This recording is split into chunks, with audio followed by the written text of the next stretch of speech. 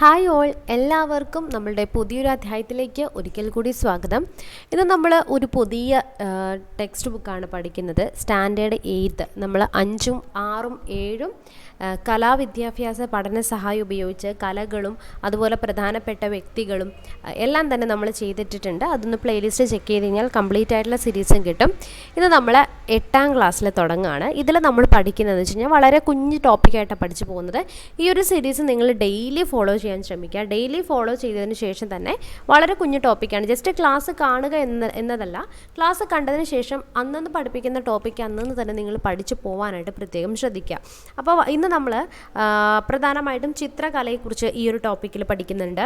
ഒപ്പം തന്നെ ഈ ഒരു ക്ലാസ്സിൽ നമ്മൾ പ്രധാനമായിട്ടുള്ള ഗുഹകൾ ലൈക്ക് എടക്കൽ ഗുഹ, അതുപോലെ മഹാബലിപുരം, അതിൻ്റെ പ്രത്യേക വാസ്തുവിദ്യാ ശൈലി, അതിനെക്കുറിച്ചും കൂടി ഈ ഒരു ക്ലാസ്സിൽ ചെയ്യുന്നുണ്ട് കേട്ടോ. അപ്പോൾ നമുക്ക് നമ്മുടെ ക്ലാസ്സുകൾ ആരംഭിക്കാം. ഇന്ന് നമ്മൾ ചിത്രകലയുമായി ബന്ധപ്പെട്ടാണ് തുടങ്ങുന്നത്. അപ്പോൾ ആദ്യം നമ്മൾ പഠിക്കാൻ പോകുന്നത് MV ദേവനെ കുറിച്ചിട്ടാണ്. അദ്ദേഹം കണ്ണൂർ ജില്ലക്കാരനാണ്. ചൊക്ലിയിലാണ് ജനിച്ചിട്ടുണ്ടായിരുന്നത്. DP റോയ് ചൗധരി, KCS പണിക്കർ ഇവരുടെ കീഴിൽ മദ്രാസ് സ്കൂൾ ഓഫ് ആർട്സിലാണ് ചിത്രകലയിൽ അദ്ദേഹം പരിശീലനം പൂർത്തിയാക്കിയിട്ടുണ്ട്. ഒപ്പം തന്നെ അദ്ദേഹം മാതൃഭൂമിയിലെ staff artist southern language book ട്രസ്റ്റിൻ്റെ മലയാളം എഡിറ്റർ ആയിട്ടുണ്ട്. മദ്രാസ് ലളിതകലാ അക്കാദമി സെക്രട്ടറി ആയിട്ടുണ്ട്. ഒപ്പം തന്നെ ഫാക്റ്റിലെ ഫെഡോയിൽ ആർട്ട് കൺസൾട്ടൻ്റ് ആയിട്ട് ജോലി ചെയ്തിട്ടുണ്ട്. കേരള ലളിതകലാ അക്കാദമി ചെയർമാൻ, കൊച്ചി കേരള കലാപീഠത്തിൻ്റെ സ്ഥാപകൻ, മഴയഴിയിലെ മലയാള കലാഗ്രാമത്തിൻ്റെ ഡയറക്ടർ, നവസാഹിതി, ഗോപുരം എന്നീ പ്രസിദ്ധീകരണങ്ങളുടെ എഡിറ്റർ, ദേവസ്പന്ദനം, ദേവയാനം, ദേവസ്പർശം, സ്വാതന്ത്ര്യം കൊണ്ട് എന്ത് ചെയ്തു എന്നിവ കൃതികളാണ്. വയലാർ അവാർഡ്, മലയാറ്റൂർ അവാർഡ്, മാതൃഭൂമി പുരസ്കാരം, രാജാ രവിവർമ്മ പുരസ്കാരം എന്നിവ ലഭിച്ചിട്ടുണ്ട്.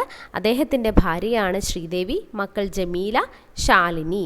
അപ്പോൾ ഇദ്ദേഹത്തെക്കുറിച്ച് MV ദേവനെക്കുറിച്ച് നമ്മൾ പറഞ്ഞിട്ടുണ്ട്. വളരെ പ്രധാനപ്പെട്ടൊരു വ്യക്തിയാണ്.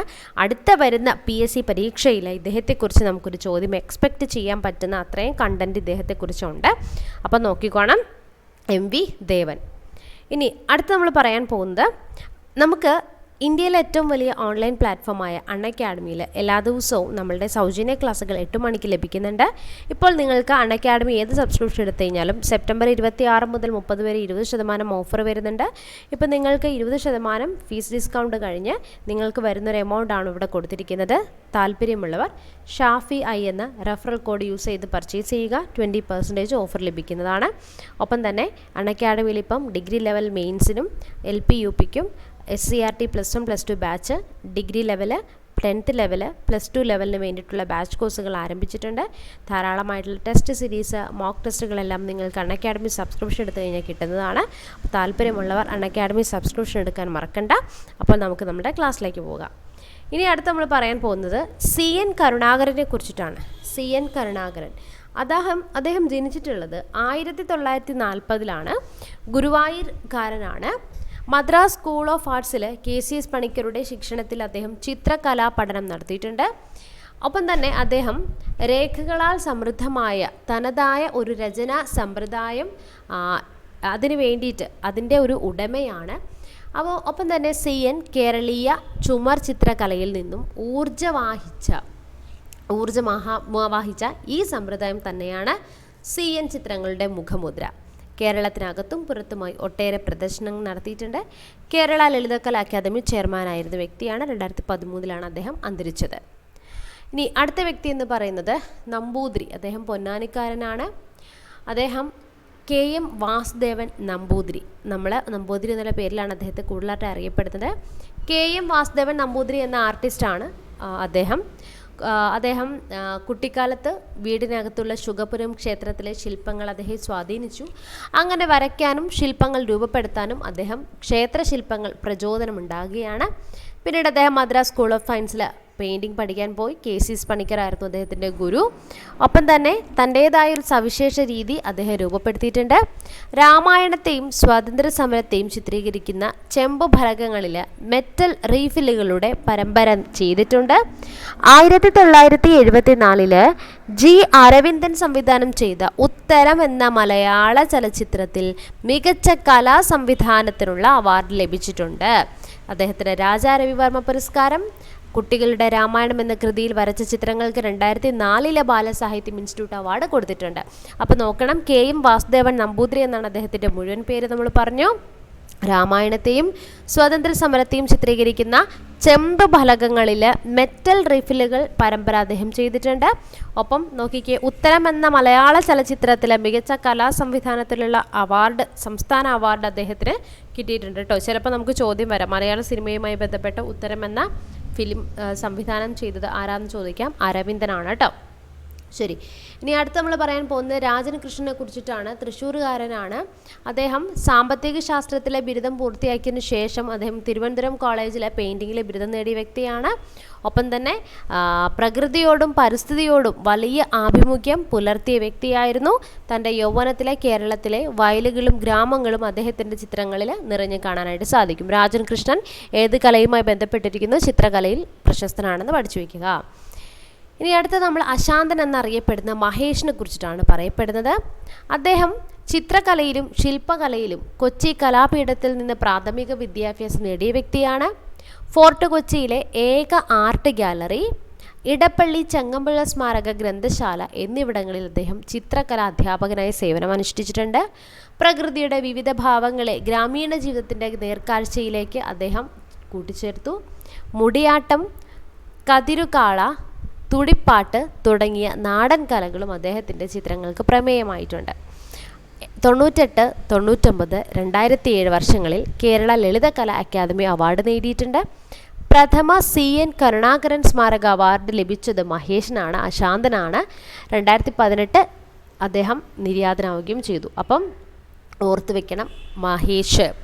പ്രധാനമായിട്ടും അദ്ദേഹത്തിൻ്റെ സേവനങ്ങൾ ഫോർട്ട് കൊച്ചി, അതുപോലെ ചങ്ങമ്പുഴ സ്മാരക ഗ്രന്ഥശാല, പിന്നെ അദ്ദേഹത്തിൻ്റെ പ്രധാനമായിട്ടുള്ള മുടിയാട്ടം, കതിരുകാള, തുടിപ്പാട്ട്, ഈ പറഞ്ഞിരിക്കുന്ന നാടൻ കലകളിൽ അദ്ദേഹത്തിൻ്റെ ചിത്രങ്ങൾക്ക് പ്രമേയമായിട്ടുണ്ട് എന്നുള്ളത് എന്ത് ചെയ്യുക, ശ്രദ്ധിച്ചു വെക്കുക. ഓക്കെ, അപ്പം അടുപ്പിച്ച് 98-ലും 99-ലും അദ്ദേഹത്തിന് എന്താണ്, കേരള ലളിതകലാ അക്കാദമി അവാർഡ് നേടിയിട്ടുണ്ടെന്ന് കൂടി ഓർത്തു വയ്ക്കുക. ഇനി അടുത്ത് നമ്മൾ പറയാൻ പോകുന്നത് എഡ്മണ്ട് തോമസ് ക്ലിൻറ്റിനെ കുറിച്ചിട്ടാണ്. എഡ്മണ്ട് തോമസ് ക്ലിൻറ്റ് അദ്ദേഹം വളരെ ചെറിയ പ്രായത്തിൽ തന്നെ ചിത്രങ്ങൾ വരച്ച് ലോകത്തെ അതിശയിപ്പിച്ചൊരു വ്യക്തിയാണ്. 7 വയസ്സിനുള്ളിൽ തന്നെ അദ്ദേഹം ഏകദേശം 25K ചിത്രങ്ങൾ വരച്ചിട്ടുണ്ടെന്നാണ് പറയപ്പെടുന്നത്. ഒപ്പം തന്നെ ഈ പറയുന്ന ക്ലിൻറ്റ് അദ്ദേഹം ജോസഫ് ചിന്നമ്മ ദമ്പതികൾക്ക് ജനിച്ച മകനാണ്. എഡ്മണ്ട് തോമസ് ക്ലിൻറ്റ് എന്നാണ് അദ്ദേഹത്തിൻ്റെ മുഴുവൻ പേര്. വളരെ ചെറിയ പ്രായത്തിൽ തന്നെ ഈ കുട്ടിക്ക് എന്താണ്, ചിത്രങ്ങളൊക്കെ വരയ്ക്കാനുള്ള ഒരു താല്പര്യമുണ്ടായിരുന്നു.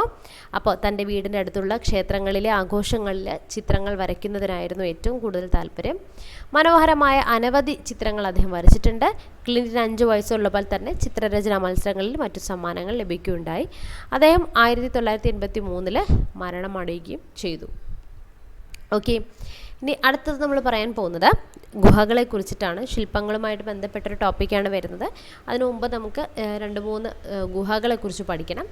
അതിലാദ്യമേ തന്നെ നമ്മൾ പറയാൻ പോകുന്നത് എടക്കൽ ഗുഹയാണ്. എടക്കൽ ഗുഹ PSCയിൽ എപ്പോഴും ചോദിക്കാറുണ്ട്. കൂടുതൽ ചോദിച്ചു വരുന്നത് എവിടെയാണ് സ്ഥിതി ചെയ്യുന്നതെന്നാണ്. എടക്കൽ ഗുഹ എവിടെയാണ് സ്ഥിതി ചെയ്യുന്നത്?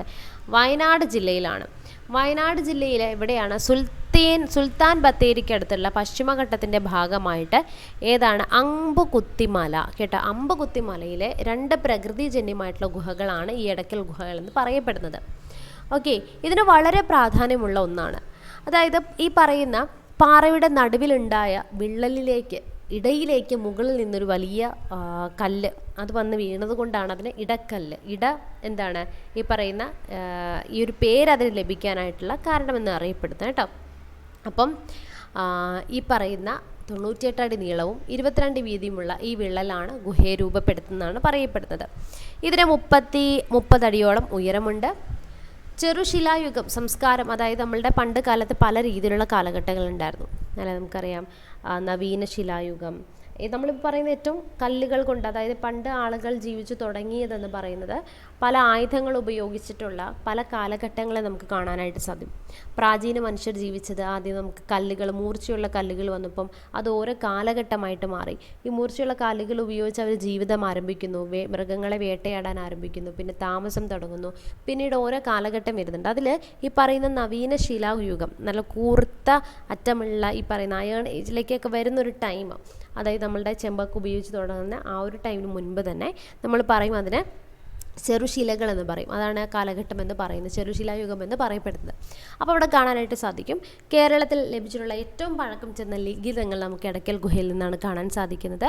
ഏകദേശം സമുദ്രനിരപ്പിൽ നിന്നും 4000 അടി ഉയരമുള്ള അമ്പുകുത്തി മലയിൽ ഒരു വലിയ പാറയിൽ രൂപപ്പെട്ടൊരു വിള്ളലിൽ മുകളിൽ നിന്ന് വീണുറച്ച കൂറ്റൻ പാറയാണ് മനുഷ്യനിർമ്മിതമല്ലാത്ത ഈ ഗുഹയെ സൃഷ്ടിക്കുന്നത്.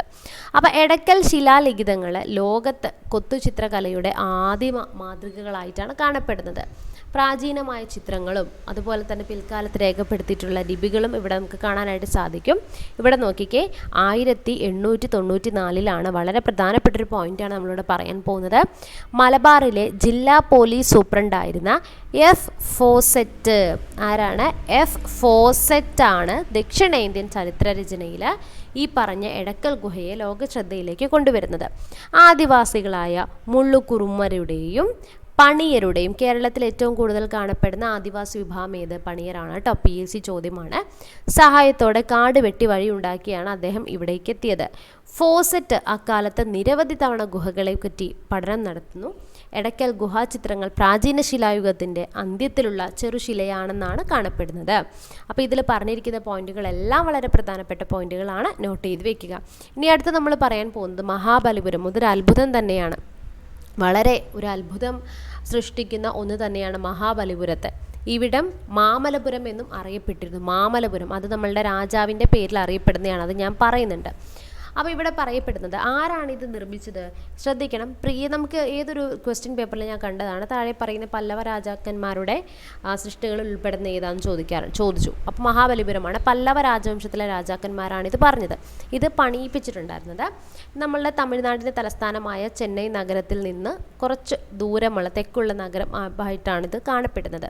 ആ സമയത്ത് മാമലപുരം, ഞാൻ പറഞ്ഞില്ലേ നമ്മളുടെ ഈ പറയുന്ന പല്ലവ രാജാവായിരുന്ന മാമൽ കേട്ടോ, മാമൽ.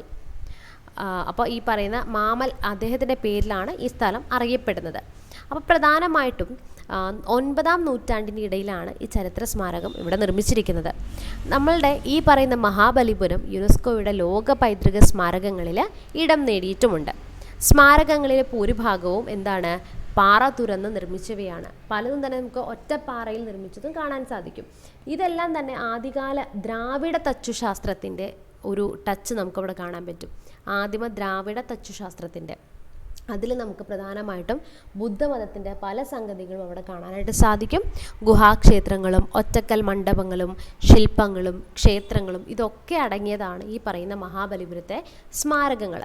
അപ്പോൾ പല്ലവ കലവറയുടെ വളരെ ഒരു ഉത്തമമായ ഉദാഹരണങ്ങളാണ് ഈ പറയുന്ന മഹാബലിപുരം. അപ്പം പല്ലവ രാജ്യത്തിൻ്റെ ഒരു ശില്പകലാ വിദ്യാലയം ആണെന്നും കാണപ്പെടുന്നുണ്ട്. അപൂർണമായതും പല ശൈലിയുമുള്ളതുമായ അനേകം ശില്പങ്ങളാണ് ഇവിടെ കാണാനായിട്ട് സാധിക്കുന്നത്.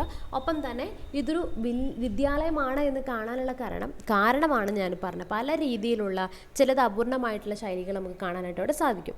ഒപ്പം നോക്കിക്കേ, പഞ്ചരഥങ്ങൾ നമുക്ക് കാണാനായിട്ട് സാധിക്കും അവിടെ, പഞ്ചരഥങ്ങൾ.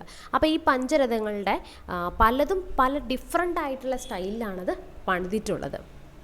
ഓക്കെ, അപ്പോൾ മഹാബലിപുരത്തെക്കുറിച്ച് പറഞ്ഞല്ലോ, അത് നമുക്ക് PSCയിൽ വളരെ പ്രധാനപ്പെട്ട ഒന്നാണ്. ഇനി അടുത്ത് നമ്മൾ പറയാൻ പോകുന്നത് എലഫൻ്റ ഗുഹകളെ കുറിച്ചിട്ടാണ്. എലഫൻ്റ ഗുഹകൾ, ഈ എലഫൻ്റ ഗുഹകൾ എന്ന് പറയുന്നത് എവിടെയാണ് കാണപ്പെടുന്നത്? മഹാരാഷ്ട്രയിലെ മുംബൈ തുറമുഖത്തിന് സമീപമായിട്ടാണ് നമ്മുടെ അറബിക്കടലിൻ്റെ ദ്വീപിൽ കാണപ്പെടുന്ന ഗുഹാക്ഷേത്രമാണ് എലഫൻ്റ ഗുഹകൾ. അപ്പോൾ എലഫൻ്റ ഗുഹകൾ എവിടെയാണ് കാണപ്പെടുന്നത്? മഹാരാഷ്ട്രയിലാണല്ലേ. അപ്പം ഈ ശില്പങ്ങൾ ഇവിടെ നിന്ന് പറഞ്ഞു കഴിഞ്ഞാൽ ഭയങ്കരമായിട്ടുള്ള അതിമനോഹരമായിട്ടുള്ള ശില്പങ്ങൾ കൊണ്ട് വളരെ ആകർഷകമായിട്ടുള്ള ഒന്നാണ്. അപ്പം ഗേറ്റ് വേ ഓഫ് ഇന്ത്യയിൽ നമുക്ക് ബോട്ട് മാർഗമാണ് ഇങ്ങോട്ടേക്ക് എത്താനായിട്ട് പറ്റുന്നത്. അർദ്ധനാരീശ്വര പ്രതിമ, കല്യാണസുന്ദര ശിവൻ, കൈലാസം ഉയർത്തുന്ന രാവണൻ, അന്ധകാരമൂർത്തി, നടരാജൻ എന്നീ ശില്പങ്ങളാണ് നമുക്കിവിടെ പ്രധാനമായിട്ടും കാണാനായിട്ട് പറ്റുന്നത്. ഒപ്പം 1987 എലിഫൻ്റ ഗുഹകൾ യുനെസ്കോ ലോക പൈതൃക പട്ടികയിൽ ഇടം നേടുകയും ചെയ്തു. ഓക്കെ, അപ്പോൾ ഇതെന്ന് പറയുന്നത് 9 മുതൽ 13-ാം നൂറ്റാണ്ട് വരെ ഭരണം നടത്തിയ സിൽഹാര വംശജരുടെ കാലത്താണ് ഇതിലെ ശില്പങ്ങൾ ഏറ്റവും കൂടുതലായിട്ട് പണി കഴിപ്പിച്ചതെന്നാണ് കാണപ്പെടുന്നത്. ചിലത് രാഷ്ട്രകൂട വംശജരുടെ കാലത്തും 6000 ചതുരശ്രം അടിയോളം, ഏകദേശം 5600 ചതുരശ്ര മീറ്റർ ഈ ക്ഷേത്ര സമുച്ചയത്തിന് വിസ്തീർണമുണ്ട്. ഒരു പ്രധാന അറയും 2 വശങ്ങളിലെ അറകളും അങ്കണങ്ങളും ചെറിയ അമ്പലങ്ങളും ഇവിടെ നമുക്ക് എന്ത് ചെയ്യാൻ പറ്റും, കാണാൻ സാധിക്കും. അതിൻ്റെ ഒരു ഇമേജാണ് കേട്ടോ നമ്മളിവിടെ കൊടുത്തിരിക്കുന്നത്.